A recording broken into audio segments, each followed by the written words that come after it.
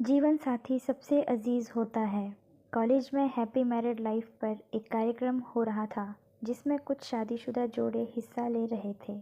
जिस समय प्रोफेसर मंच पर आए, उन्होंने नोट किया कि सभी पति पत्नी शादी पर जोक कर हंस रहे थे। ये देखकर प्रोफेसर ने कहा कि चलो पहले एक गेम खेलते हैं, उसके बाद अपने विषय पर बातें करेंगे। सभी खुश हो गए और कहा, कौन सा गेम? प्रोफेसर ने एक मैरिड लड़की को खड़ा किया और कहा कि तुम ब्लैक बोर्ड पे ऐसे 25-30 लोगों के नाम लिखो जो तुम्हें सबसे अधिक प्यारे हों।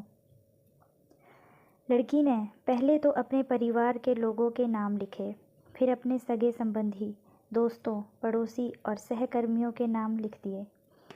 अब प्रोफेसर ने उसमें से कोई भी कम पसंद वाले 5 नाम मिटाने को कहा। लड़की ने अपने सहकर्मियों के नाम मिटा दिए। प्रोफेसर ने और 5 नाम मिटाने को कहा।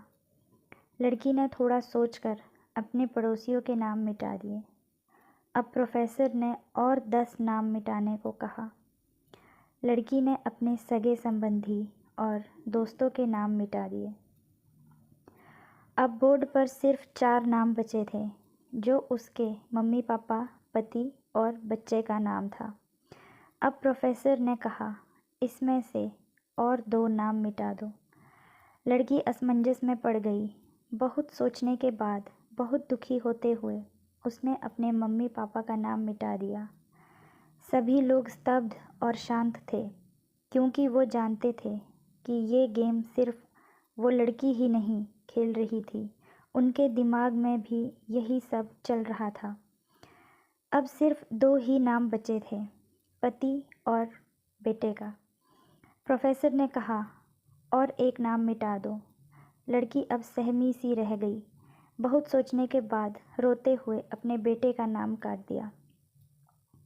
प्रोफेसर ने उस लड़की से कहा, तुम अपनी जगह पर जाकर बैठ जाओ, और सभी की तरफ गौर से देखा और पूछा, क्या कोई बता सकता है कि ऐसा क्यों हुआ कि सिर्फ पति का ही नाम बोर्ड पर रह गया?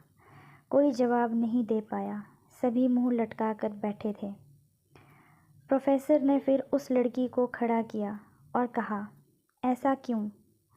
जिसने तुम्हें जन्म दिया और पाल पोस कर इतना बड़ा किया, उनका नाम तुमने मिटा दिया। और तो और, तुमने अपनी कोख से जिस बच्चे को जन्म दिया, उसका भी नाम तुमने मिटा दिया। लड़की ने जवाब दिया कि अब मम्मी पापा बूढ़े हो चुके हैं। कुछ साल के बाद वो मुझे और इस दुनिया को छोड़ के चले जाएंगे। मेरा बेटा जब बड़ा हो जाएगा तो ज़रूरी नहीं कि वो शादी के बाद मेरे साथ ही रहे, लेकिन मेरे पति जब तक मेरी जान में जान है, तब तक मेरा आधा शरीर बन के मेरा साथ निभाएंगे। इसलिए मेरे लिए सबसे अजीज़ मेरे पति हैं। प्रोफेसर और बाकी स्टूडेंट ने तालियों की गूंज से लड़की को सलामी दी। धन्यवाद।